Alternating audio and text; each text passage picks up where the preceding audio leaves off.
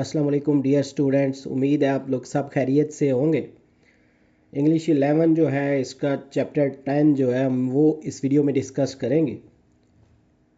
तो ये जो चैप्टर है the small women the heroic story of Gladys Aylward's, तो इसके ऑथर के बारे में पहले थोड़ी इन्फॉर्मेशन जो है उसको डिस्कस करते हैं। एलन बर्जेस जो हैं 1 फरवरी 1915 इनकी जो डेट ऑफ बर्थ है और 10 अप्रैल जो है 1998 ये डेट ऑफ डेथ इनकी। was an English Royal Air Force pilot and author who wrote several biographical and non-fictional books between the 1950 and 1970s। तो ये जो इंग्लिश रॉयल एयर फोर्स की पायलट थी और मुसन्निफ़ जो हैं उन्होंने 1950 से 1970 की दहाई के दरमियान ना स्वानही और गैर अफसानवी कुतब तहरीर की हैं। He wrote a biography of Gladys Aylward, a British-born Christian missionary who worked in China। इन्होंने ग्लैडी एलवर्ड के सवाने हयात लिखी है जो कि बरतानवी नयाद मसीही मिशनरी थी और उन्होंने चीन में काम किया। एलवर्ड became a national of Republic of China in 1936। वो वहाँ की उन्होंने नेशनैलिटी हासिल की और उसके बाद was a revered figure among the people, taking in orphan and adopting several herself। तो उन्होंने 1936 में चीन के जमहूरिया की शहरियत हासिल की थी और लोगों के लिए एक काबिल एहतराम शख्सियत बन गई। उन्होंने यतीम बच्चों को पनाह और कई को ख़ुद में उन्होंने गोद ले लिया था। In 1938 the region was invaded by Japanese forces and Aylward led more than 100 orphans to safety over the mountains. Despite being wounded and sick, personally caring for them, she moved to British administrator to Hong Kong and finally settled in Taiwan in 1958. There she founded the Gladys Aylward Orphanage where she worked until she died in 1970। तो यहाँ पे ये जो थोड़ी information है last में 1938 में वो जब चीन के इलाका जो था ना जहाँ पे जापानी फोर्सेस ने हमला किया तो एडवर्ड ने 100 से ज़्यादा जो यतीम बच्चे थे उनको पहाड़ों के पार महफूज मकाम तक पहुँचाया और इस दौरान वो ख़ुद भी ज़ख्मी हो गई, बीमार थी। उन्होंने बच्चों को ख़ुद देखभाल की। उन्होंने बरतानवी इंतज़ामिया के ज़ेर इंतज़ाम हांगकॉन्ग में मुंतकिल होकर फिर लास्ट में उन्होंने 1958 में ताइवान में मुस्तकिल सकूनत इख्तियार कर ली और वहीं पे उन्होंने ये जो यतीम खाना कायम किया था ऑर्फनेज, तो जहाँ पे उन्होंने अपनी वफ़ात तक काम किया। तो ये जो कंप्लीट चैप्टर है पहले इसकी समरी को डिस्कस करते हैं। In the book the small women Gladys Aylward leads a group of Chinese children to safety across a river, escaping the Japanese conflict। ये जो स्मॉल वुमेन है किताब में ग्लैडी एलवर्ड्स वो चीनी बच्चों को एक ग्रुप को ना जापानी तनाज़ात से बचते हुए दरिया के पार हिफाजत की तरफ वो लेके जाती हैं। तो a cautious nationalist officer initially suspected a trick but is moved by Gladys bravery despite her weakness। तो एक महतात जो थे ना कौम परस्त अफसर, यानी शुरू में वो थोड़े कॉशियस थे। इब्तदा में एक चाल का शुबा हुआ, उन्हें लगा ये कोई ट्रिक ना हो उनको मतलब फंसाने की, लेकिन वो ग्लैडीज़ की कमज़ोरी के बावजूद इसकी बहादुरी से मुतासर होता है ना वक्त के साथ साथ जो स्टोरी आगे बढ़ती है। He helps them cross the river risking detection by Japanese planes. The officer is touched by Gladys determination and the children's courage. वो जापानी तैयारों के ज़रिए पता लगाने के ख़तरे में ना डालकर दरिया पार करने में उनकी मदद करता है। अफसर ग्लैडीज़ जो है ना के अज़्म और बच्चों की हिम्मत से मुतासिर है। This moment showcases humanity and bravery amidst wars harsh realities. तो ये लम्हा जंग की तल्ख हकीकतों के दरमियान इंसानियत और बहादुरी को ज़ाहिर करता है। Gladys a thin foreign women insists on finding food and shelter for the refugees, inspiring the officers' admiration and assistance। तो ये जो ग्लैडीज़ थी ना एक दुबली पतली गैर मुल्की खातून बेपनाह को जीनों के लिए खुराक और पनाहगाह तलाश करने पर इसरार करती है और अफसर की तारीफ़ और मदद को मुतासर करती है। तो इसके बाद ये जो थीम और सेंट्रल आइडिया है इस चैप्टर का, the story of Gladys Aylward, the small woman showcases bravery, compassion and determination during a war. Gladys, a foreigner, risks her life to lead Chinese children to safety across a river despite the danger. ये जो the small women में ग्लैडीज एलवर्ड की कहानी बहादुरी, हमदर्दी और आज़म को जाहिर करती है। एक जंग के दौरान एक गैर मुल्की, यानी वो जो ग्लैडीज थी ना, ख़तरात के बावजूद चीनी बच्चों को एक दरिया के उस पार हिफाजत के लिए जाने के लिए अपनी जान को ख़तरे में डालती है। A Chinese nationalist officer, initially cautious, is moved by her bravery and decides to help. वो एक चीनी जो कौम परस्त अफसर था, इब्तदाई तौर पर वो मोहतात उसकी बहादुरी से मुतासिर हुआ और फिर उसने ना उनकी मदद करने का फ़ैसला किया। This true story highlights human kindness, protection the vulnerable and mutual respect in the difficult situations. ये सच्ची कहानी जो है मुश्किल हालात में इंसानी मेहरबानी, कमज़ोरों की हिफाजत और बाहमी एहतराम को उजागर करती है। Gladys courage inspires the officer, demonstrating the power of individual determination and compassion amidst the war's harsh realities. इसमें ना ग्लैडिएटर्स की हिम्मत अफसर को मुतासर करती है जंग की तल्ख हकीकतों के दरमियान। उसमें इनफरादी आज़म और हमदर्दी की ताकत का मुजाहरा करती है। जो तो चैप्टर को अगर दो हिस्सों में डिवाइड करें तो जो उसका फ़र्स्ट हाफ है उसका टाइटल बनेगा द अनएक्सपेक्टेड इनकाउंटर, जो गैर मुतवक्के मुलाकात है। तो उसका अगर हम समरी लिखें, जो फर्स्ट हाफ है चैप्टर का, अ Chinese nationalist officer and his platoon are scouting near the yellow river when they hear a strange noise. तो वो जो एक ऑफिसर था ना, चीनी कौम परस्त अफसर, इसकी प्लेटून दरियाए जर्द के किनारे ना स्काउटिंग कर रहे थे जब उन्हें एक अजीब सी आवाज़ सुनाई दी। The officer investigates and discovers a group of Chinese children singing and playing on the river bank, accompanied by a foreign woman. तो उस अफसर की तहकीकात करता है, उसे दरियाफ्त करता है कि चीनी बच्चों के ग्रुप को दरिया के किनारे गाना और खेलना है, जैसे वो प्ले कर रहे थे, खेल रहे थे। उसके साथ एक गैर मुल्की खातून भी थी। Despite initial suspicion, the officer is surprised by the woman's excellent Chinese and determination to cross the river with the children. इब्तदाई शकूक के बावजूद अफसर खातून की बेहतरीन चीनी, यानी वो अच्छा बोल रही थी ना चीनी ज़ुबान में, और बच्चों के साथ दरिया पार करने के अज़्म से हैरान है। उस दौरान the officer is surprised to see a foreign woman in charge of the children trying to cross the river. अफसर जो था वो बच्चों के इंचार्ज एक गैर मुल्की खातून को दरिया अबूर करने की कोशिश करते हुए देखकर हैरान रह जाता है। अब ये जो फर्स्ट हाफ है चैप्टर का, इसके जो कॉन्सेप्चुअल क्वेश्चन कुछ जो बन सकते हैं, वैसे इससे अलावा भी हो सकते हैं, तो कुछ ये ढूंढ के लिखे हैं, जिनमें जैसे what motivates the officers initial suspicion of foreign women and the children. तो गैर मुल्की खातून और बच्चों के बारे में अफसर के इब्तदाई शक की वजह क्या है। तो इसके आंसर में लिखेंगे the officers suspicion stems from the usual air activity in the area and the fact that all refugees has supposedly left the area days ago. तो उसका जो अफसर का शक है ना इलाके में गैर मामूली फ़ज़ाई सरगर्मी, और इस हकीकत से पैदा हुआ कि तमाम पनाह गुज़ीन जो थे वो कुछ दिन पहले ही इलाका छोड़ के चले गए थे।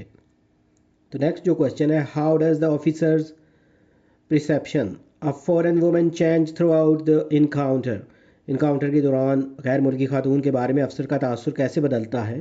तो इसके आंसर में लिखेंगे initially the officer is shocked and suspicious but as he interacts with her he begins to show concern for her well-being and offers to help. इब्तदाई तौर पर अफसर हैरान और मशकूक होता है, लेकिन जैसे ही वो इसके साथ बातचीत करता है वो इसकी खैरियत के लिए फ़िक्रमंद होने लगता है और मदद की पेशकश करता है।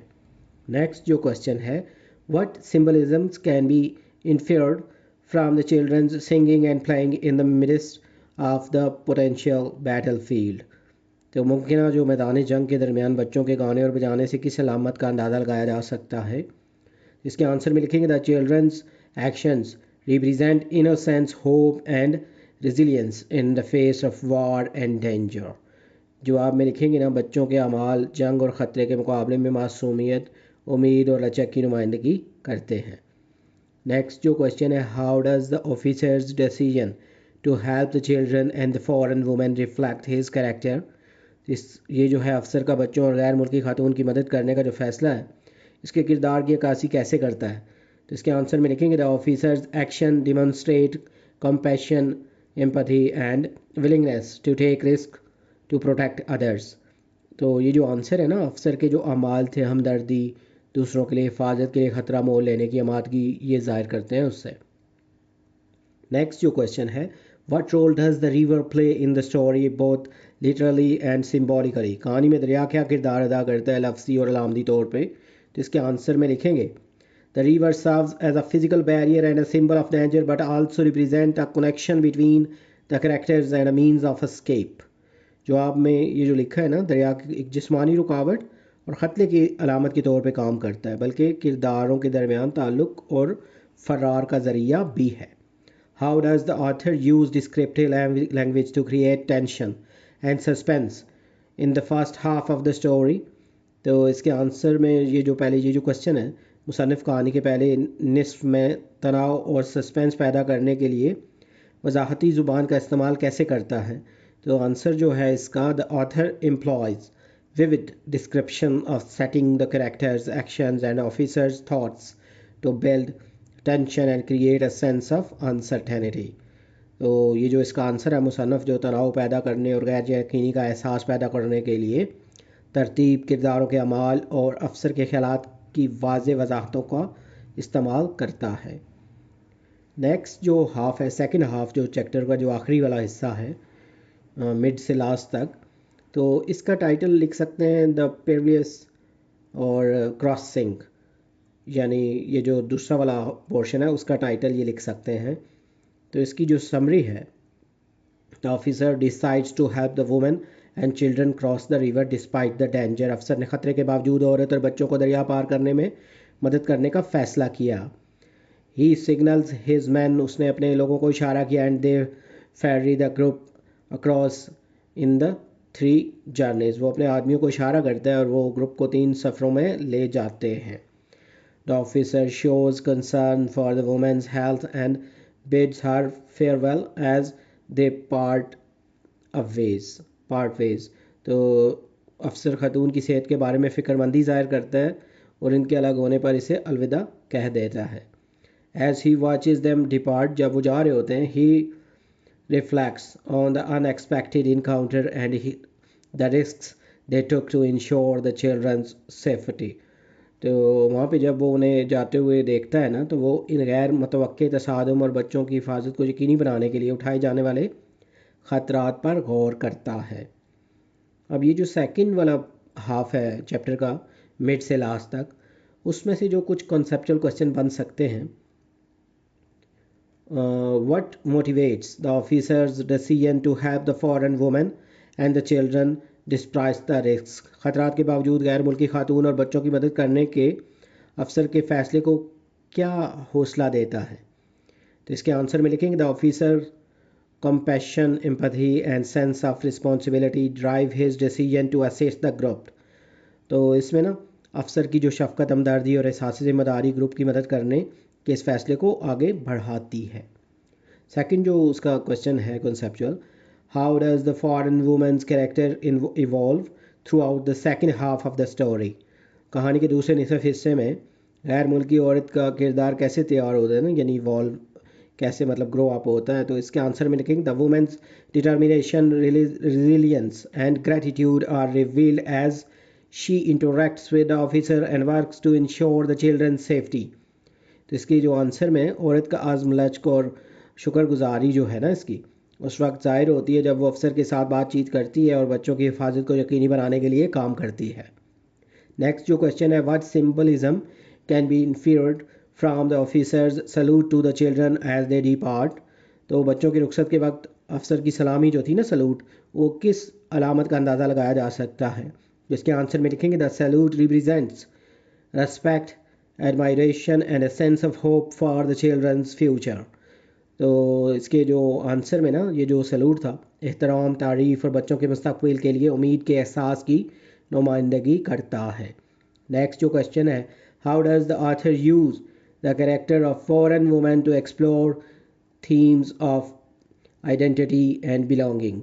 मुसन्निफ़ की शनाख्त और तल्लुक़ के मौज़ूआत को तलाश करने के लिए गैर मुल्की जो औरत के किरदार को कैसे इस्तेमाल करता है? इसके आंसर में लिखेंगे the women's foreignness and her role as a caretaker for the Chinese children raise questions about identity, community and acceptance। औरत की जो गैर मुल्की और चीनी बच्चों के लिए बतौर निगरान इसका किरदार शनाख्त, बरादरी और कबूलियत के बारे में सवालात उठाता है। नेक्स्ट जो क्वेश्चन है, व्हाट कमेंट्री तो does the story offer on the human cost of war and conflict. कहानी जंग और तनाज़ुआत के इंसानी कीमत पर क्या तबसरा पेश करती है? इसके आंसर में लिखेंगे the story highlights the devastating impact of war on civilians particularly children and the importance of compassion and empathy in the face of danger। तो ये कहानी आम शहरियों, ख़ास तौर पर बच्चों पर जंग के तबाहकुन असरात और ख़तरात के वक्त हमदर्दी और हमदर्दी की अहमियत को उजागर करती है। नेक्स्ट जो क्वेश्चन है, how does the officer reflection on the encounter eight the end of the story reveal his character and prospective answer.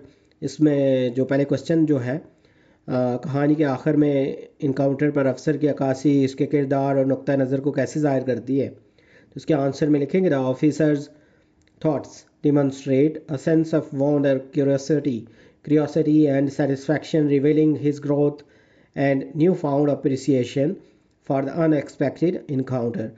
तो यहाँ पे अफसर के ख्यालात, हैरत, तजस्सुस और इत्मीनान के एहसास को ज़ाहिर करते हैं, जो इसकी तरक्की और गैर मुतवक्की मुलाकात के लिए नई तारीफ़ को ज़ाहिर करते हैं। नेक्स्ट में जो प्री रीडिंग के क्वेश्चंस हैं, उसमें क्वेश्चन है what do you know about Japan and China. आप जापान और चीन के बारे में क्या जानते हैं? तो पहले जापान के बारे में थोड़ा सा लिखते हैं। इसके आंसर में Japan is an island nation in East Asia. मशरक़ी एशिया में ये जज़ीरा नुमा आइसलैंड है, known for its rich cultural heritage. उनका जो कल्चरल हेरिटेज है वो काफ़ी रिच है, भरपूर, और including traditional arts, tea ceremonies and technology driven society. It's a major economic power with a strong emphasis on technology and manufacturing. तो यहाँ पे सकाफ़ती विरसे के भरपूर होने के अलावा रवायती फ़नून जो हैं, चाय की तकरीबात, टेक्नोलॉजी से चलने वाला मुआशरा है। ये टेक्नोलॉजी और मैन्युफैक्चरिंग में पर मजबूत उनकी गिरफ्त है और बड़ी इक़्तिसादी ताकत भी है ये। चाइना जो है the world's most populous country, दुनिया का सबसे ज़्यादा आबादी वाला मुल्क है, is located in East Asia. ये भी मशरक़ी एशिया में वाक़या है। तो it has a vast geographic expanse and a history stretching back over millennia। तो इसमें ना इसका एक वसी सा जोग्राफियाई वसअत है और एक तारीख़ जो है इसकी सदियों पर मुहित है। Today China is known for it's significant economic growth. आज जो है चाइना अपनी अहम इक़्तिसादी तरक्की जो है, a major global influence and a mixture of ancient cultural traditions and modern development. तो आज चीन अपनी अहम इक़्तिसादी तरक्की, एक बड़े आलमी असर व रसूख और कदीम सकाफ़ती रवायात और जदीद तरक्की के मरकब के लिए जाना जाता है। नेक्स्ट जो क्वेश्चन है, can participatory citizenship be beneficial for us. क्या शराकती जो शहरियत है ना, सिटीज़नशिप, हमारे लिए फ़ायदेमंद हो सकती है? तो इसके आंसर में लिख सकते हैं yes, participatory citizenship can be beneficial as it engages individuals in the democratic process, fostering a sense of responsibility and community।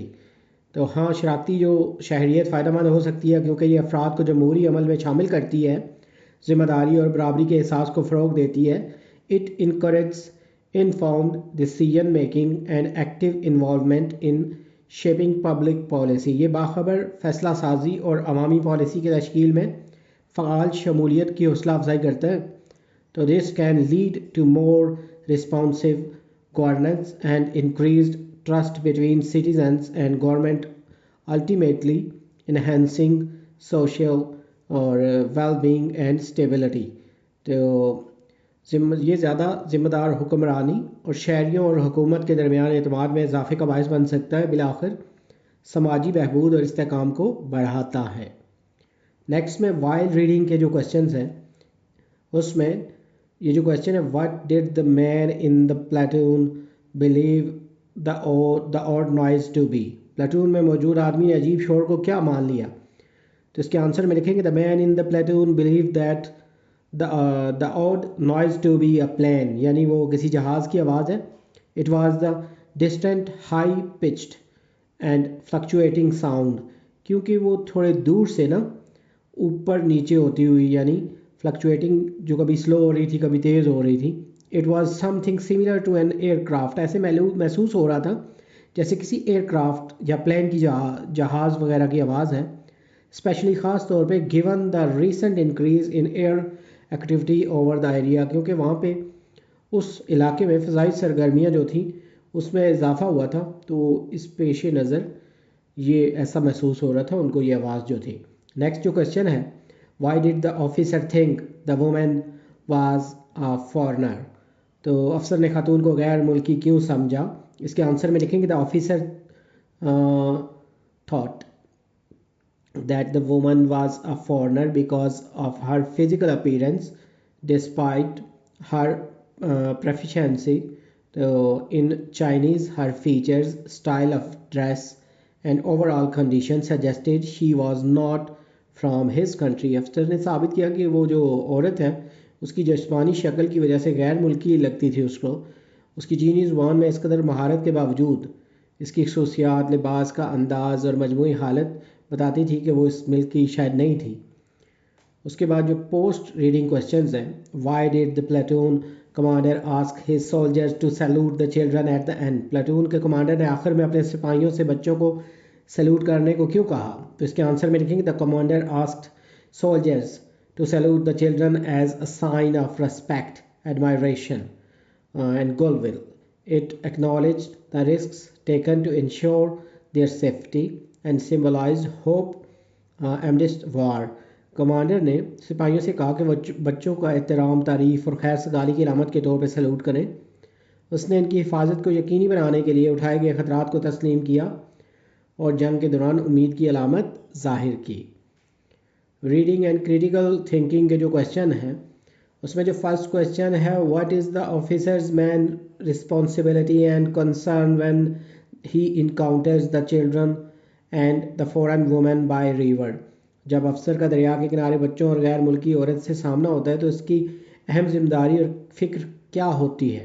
तो इसके आंसर में लिखेंगे the officer's man responsibility is to ensure safety and assess threats, this is why he is initially cautious. अफसर जो था उसकी अहम जिम्मेदारी हिफाजत को यकीनी बनाना और ख़तरात का अंदाज़ा लगाना, इसलिए वो इब्तिदा में मोहतात रहता है। He suspected it was a trick, so he instructed his men to be alert when he recognized the woman and the children. His concern shifted to ensuring the safe passage of the women and children across the river। उसे शक हुआ कि ये कोई चाल हो सकती है, इसलिए उसने अपने आदमियों को होशियार रहने की हिदायत की। जब उसने औरत और बच्चों को पहचान लिया तो इसकी फ़िक्र दरिया के उस पार औरत और बच्चों के महफूज रास्ते को यकीनी बनाने की तरफ बढ़ गई। नेक्स्ट जो क्वेश्चन है, what is the setting of the story. उसकी जो सेटिंग है, ये यानी एलिमेंट होता है ना स्टोरी का, तो इसको वैसे तरतीब भी क्या कह सकते हैं, वो क्या है स्टोरी की। इसके आंसर में लिखेंगे the setting of the story is along the yellow river. तो ये येलो रिवर के करीब थी ना ये जो स्टोरी है, where there has been increased air activity and military tension, जहाँ फ़ज़ाई सरगर्मी और फ़ौजी कशीदगी में इजाफा हुआ है। तो the area is depicted as potentially dangerous with the river making a boundary that the children and the foreign women are trying to cross। इस इलाके को मुमकिन तौर पर ख़तरनाक के तौर पर दिखाया गया है, जिसमें दरिया ने एक हद को निशान ज़दा किया है ना, जैसे जिसे बच्चे और गैर मुल्की औरत अबूर करने की कोशिश कर रहे हैं। नेक्स्ट जो क्वेश्चन है third one, describe the foreign women's appearance and her reason for being with the children. गैर मुल्की औरत की शक्ल और बच्चों के साथ रहने की वजह बयान करें। इसके आंसर में लिखेंगे the foreign women is described as thin with dark hair pulled back into a bun, wearing old and soiled clothes। तो गैर मुल्की खातून को दुबली पतली करार दिया गया है, स्याह बालों के साथ जोड़े में जूड़ा जो बनाया उसने, सॉरी में वापस खींचे गए बाल थे बांध के, पुराने और गंदे कपड़े पहने हुए हैं उसने। And having a tired and unhealthy look, she is with the children because she is in charge of them, trying to help them reach safety by crossing the river to escape from the conflict area। और जैसे वो थकी हुई थी ना और गैर सेहतमंद नज़र आना, वो बच्चों के साथ है क्योंकि उनकी इंचार्ज है तनाज़ात के इलाके से फ़रार होने के लिए दरिया को अबूर करके इनकी हिफाजत तक पहुंचने में मदद करने की कोशिश कर रही है। क्वेश्चन 4 जो है, why does the officer consider it dangerous for the group to cross the river. अफसर ग्रुप के लिए दरिया पार करना ख़तरनाक क्यों समझता है। इसके आंसर में लिखें the officer considers it dangerous to cross the river because the area might soon become a battle field. और उसको इसलिए दरिया को अबूर करना ख़तरनाक समझता है क्योंकि ये इलाका जल्दी मैदान जंग बन सकता है। एडिशनली, इसके अलावा या मज़ीद, there is the risk of Japanese planes spotting and attacking them during the crossing which could be catastrophic given their exposed position in the middle of the river. और इसके अलावा क्रॉसिंग के दौरान जापानी तैयारों की तरफ से इन पर हमला करने का ख़तरा है जो दरिया के वस्त में इनकी बेनकाब पोजीशन के पेश नज़र तबाहकुन हो सकता है। क्वेश्चन 5 जो है, how does the officers attitude toward the foreign women change through out the passage and why do you think it changes. पूरे ये जो सिनारियो था इससे गैर मुल्की खातून के बारे में ऑफिसर का रवैया कैसे बदलता है और आपके ख्याल में ये क्यों बदलता है। इसके आंसर में लिखेंगे initially the officer is suspicious and cautious, questioning the women's presence and intentions. His attitude softens as he understands the plight and necessity of her mission to safeguard the children। इब्तदाई तौर पर अफसर जो था मशकूक और मोहतात है, औरत की मौजूदगी और नीयत पर सवाल उठा रहा है। इसका रवैया नरम हो जाता है क्योंकि वो इसके हालात ज़ार और बच्चों की हिफाजत के लिए इसके मिशन की ज़रूरत को समझता है। This change likely occurs because he sees her determination and the innocence of the children, prompting a response of empathy and support instead of suspicion। तो ये तब्दीली मुमकिन तौर पर इसलिए होती है क्योंकि वो इसके अज़्म और बच्चों की मासूमियत को देखता है, जिससे शक की बजाय हमदर्दी और हिमायत का रद्द अमल होता है। क्वेश्चन 6 जो है, in your opinion what might be the symbolic significance of this encounter between the officer, the children and the foreign women during war time। आपके ख्याल में जंग के दौरान अफसर बच्चों और गैर मुल्की खातून के दरमियान होने वाले इस तसादुम की अलामती अहमियत क्या हो सकती है। सिम्बॉलिकली अलामती तौर पर दिस इनकाउंटर में represent theme of humanity and represent themes of humanity and compassion prevailing over conflict and suspicion. तो अलामती तौर पर यह मुलाकात इंसानियत और हमदर्दी के मौज़ूआत की नुमाइंदगी कर सकती है जो तनाज़ुआत और शकूक व शुबात पर गालिब है। तो उसके बाद the officer a military figure help a foreign civilian and children transcending national and war time boundaries to assist vulnerable individuals. This interaction highlights the possibility of kindness and cooperation even in times of great adversity, suggesting a shared human experience that suppresses political and military divides। तो ये अफसर जो था एक फ़ौजी शख्सियत है, गैर मुल्की शहरी और बच्चों की मदद करता है जो कौमी और जंग के वक्त की हदूद को अबूर करके कमज़ोर अफराद की मदद करता है। ये तामुल बड़ी मुसीबत के वक्त भी मेहरबानी और ताउन के इम्कान को उजागर करता है। एक मुश्तरका इंसानी तजर्बे की तजवीज़ करता है जो सियासी और अस्करी तकसीम को पीछे छोड़ देता है। नेक्स्ट में है answer the given short question by choosing the correct answer. इसमें जो फर्स्ट वाला है, the Chinese nationalist officer became suspicious when Lai noticed a group of children singing loudly on the other side of the river, especially because, तो इसमें C वाला जो option है वो सही है. The Japanese had driven refugees before them in similar situations. Second जो है, the foreign woman in charge of children was attempting to cross the river to reach Sian because, इसका भी जो सेकंड पार्ट है ना, ये second option, she was trying to escape from the Japanese. Next में third जो है, the soldier help the foreign women and the children cross the river because, इसका जो बी पार्ट है, he was sympathetic to their plight and offered assistance. Next में read the next जो question है, read the story and fill the given table below. यहाँ पे story के जो एलिमेंट्स हैं वो फिलअप करने हैं, ये जो द स्मॉल वुमेन है. तो सेटिंग जो है इसमें लिख सकते हैं, the story takes place on the banks of Yellow River during a period of heightened air activity and military tension likely during the time of Japanese military action in China. तो इसका जो plot है, a Chinese nationalist officer while scouting with his platoon hears an unusual noise and investigates to discover a group of Chinese children singing by the river bank. Initially suspicious, he encounters a foreign woman with the children, learn they are refugees trying to cross the river to escape an approaching conflict and ultimately helps them in crossing the river.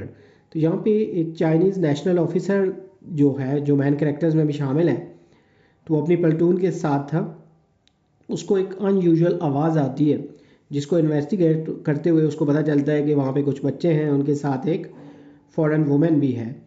उसके बाद last में जो जैसे वो कोशिश कर रहे हैं कि उसको रिवर को क्रॉस कर लें और यही जो है अल्टीमेटली हेल्प्स देम टू, उनको फिर वो मदद करता है ऑफिसर रिवर को क्रॉस करने के लिए. उसके बाद कैरेक्टर्स जो हैं, चाइनीज़ नेशनलिस्ट ऑफिसर है the main character who is commanding the platoon and interacts with the refugees. दूसरा Gladys Aylward implied as the small women, उसको जैसे रखा गया है. A foreign women in charge of the children determined to lead them to safety. उसके बाद Chinese children है जो वो refugees under the care of the women, foreign women trying to cross the river to escape conflict. उसके बाद जो next element है, point of view. The story is narrated from a third person perspective focusing on the observations and thoughts of the Chinese nationalist officer. उसके बाद जो next element है, theme of courage, compassion, humanitarian action in the face of war and conflict are prominent. The story explores the impact of individual actions in the midst of large geopolitical turmoil. उसके बाद conflict जो है last element, the primary conflict is external, involving the danger of crossing a conflict zone and the potential threat from Japanese plans. There is also an internal conflict within the officer as he grapples with suspicion or versus the need to help the vulnerable refugees. ये कुछ elements हैं, ये जो story elements हैं उसके questions के लिए भी हेल्पफुल है. उसके बाद जो वोकेबलरी और ग्रामर वाला पार्ट है उसमें कैटाफोरिक रेफरेंस, जिसको फॉरवर्ड रेफरेंस भी कहते हैं. Cataphoric reference means that a word in a text refers to another, यानी वो अगले किसी की तरफ इशारा कर रहा होता है in the text and you need to look forward to understand, और आपको आगे देखना पड़ता है समझने के लिए. It can be compared with the anaphoric reference which means a word refers back to another word, यानी जिसमें किसी पिछले वर्ड की तरफ इशारा किया होता है. जैसे for example when he arrived Ali noticed that the door was open, तो यहाँ पे ही जो है वो रेफर कर रहा है अली को. और if you want them there are cookies in the kitchen, अगर आपको ज़रूरत है तो जो कुकीज़ यानी बिस्किट्स हैं वो किचन में हैं. तो इसमें देम जो है वो रेफ़र कर रहा है कुकीज़ को, यानी जो नेक्स्ट पे चीज़ है उसकी तरफ इशारा किया जा रहा है. एनाफोरिक रेफरेंस जो है, जिसको बैकवर्ड रेफरेंस भी कहते हैं, anaphoric reference means that a word in the text refers back to the other idea in the text for its meaning. It can be compared with cataphoric reference which means a word refers to ideas later in the text. For example, Sana dropped the plate, it shattered loudly. It refers back to the plate, यानी it जो है वो refer कर रहा है plate के बारे में. हालांकि इट बाद में यूज़ हुआ है लेकिन बैक वर्ड को वो पॉइंट आउट कर रहा है. The music stopped and upset everyone, that upset the everyone. That जो है वो रेफर बैक कर रहा है स्टॉपिंग ऑफ म्यूज़िक को, जो कि पहले ही बयान हुआ है जुमले में. तो नेक्स्ट जो क्वेश्चन है, indicate anaphoric and cataphoric reference used in the sentence below. First वाला जो है, when he arrived home Naseem went to sleep. तो इसमें जो एनाफोरिक है वो तो कुछ भी नहीं है, नन. अलबत्ता कैटाफोरिक है, he refers forward to Naseem mention later in the sentence. Second जो है, I went out with Ayesha on Sunday she look beautiful. यहाँ पे एनाफोरिक जो है, she refers back to Ayesha, और कैटाफोरिक जो है वो नन है. तो थर्ड जो है, Samuel left because he was tired.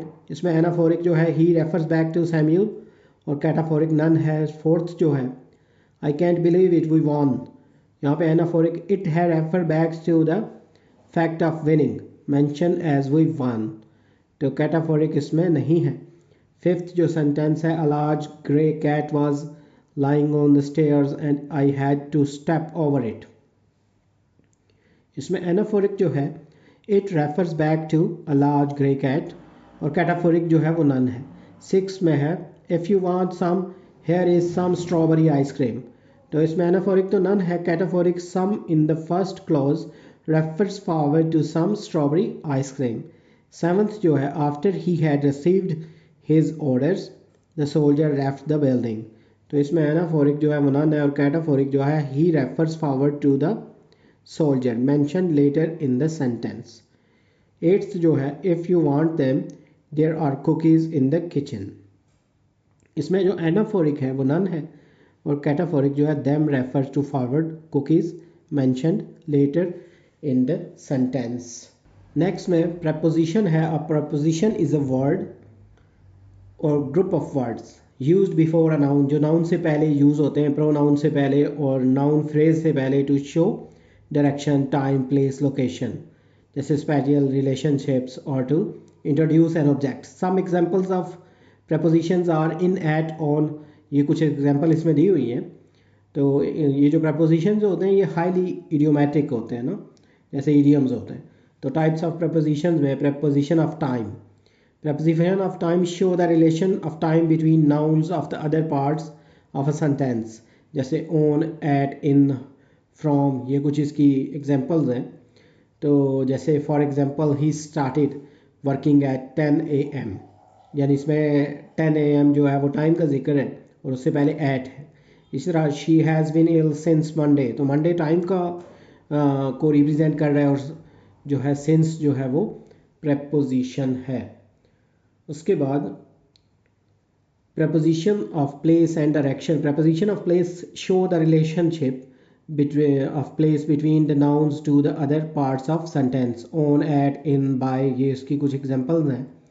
तो इसकी एग्जांपल में जैसे थोड़ा सा ये पढ़ लेते हैं. The police broke into the house.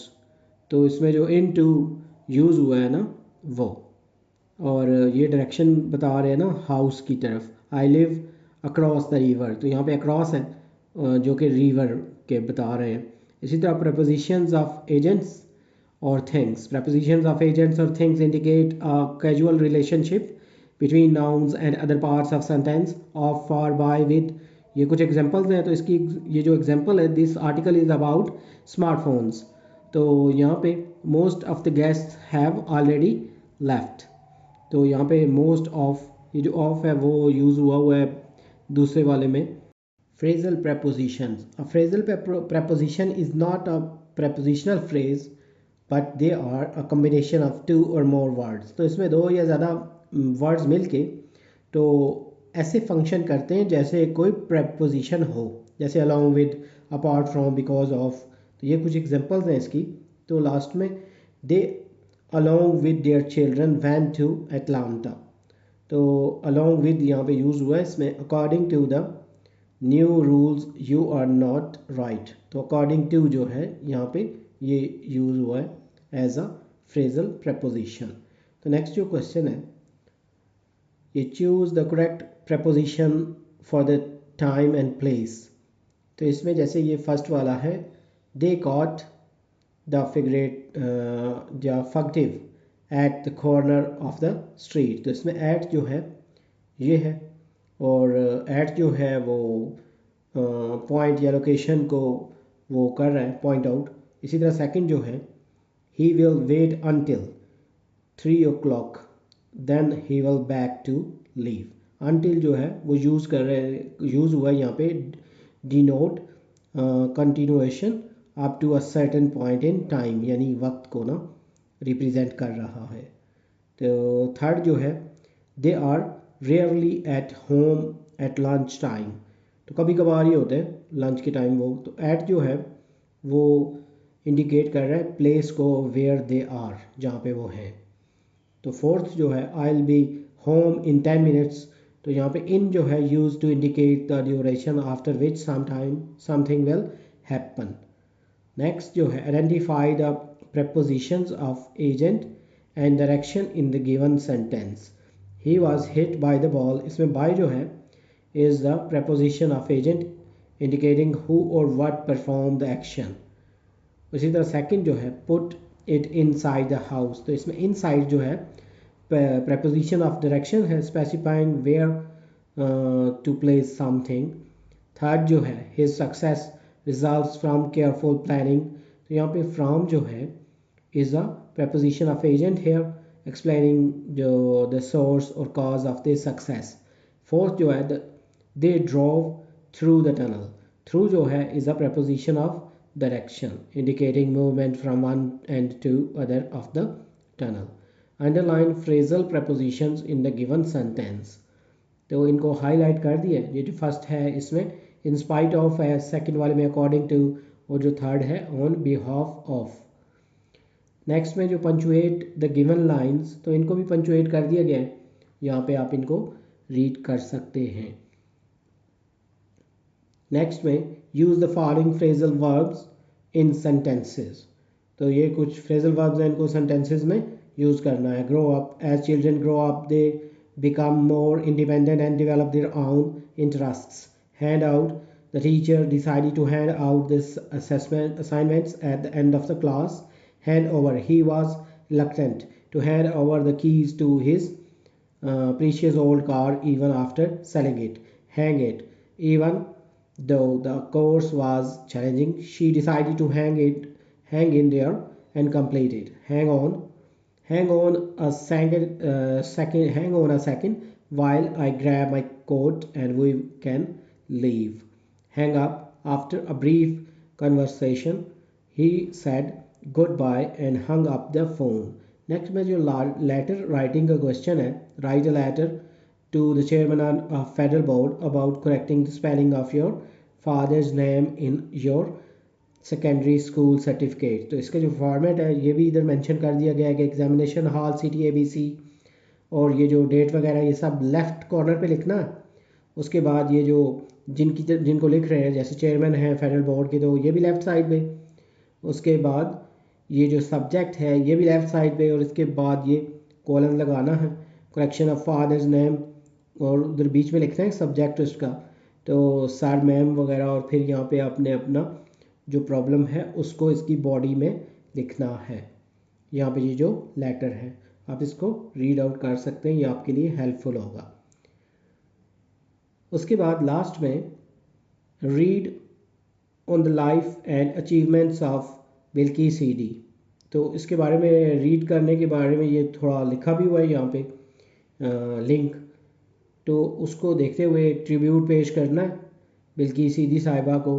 बहुत ही रिनाउंड है ये लेडी, अब्दुल सत्तार ईदी साहिबा की साहब की जो वाइफ हैं, तो फलाही कामों में, तो इनके बारे में ये कुछ लाइंस लिखी हुई हैं। वैसे तो ये इतनी मतलब काफ़ी नहीं है, लेकिन ये आपके लिए हेल्पफुल होगी, डायरेक्शन देंगी आपको, आप इसमें थोड़ा इजाफा भी कर सकते हैं।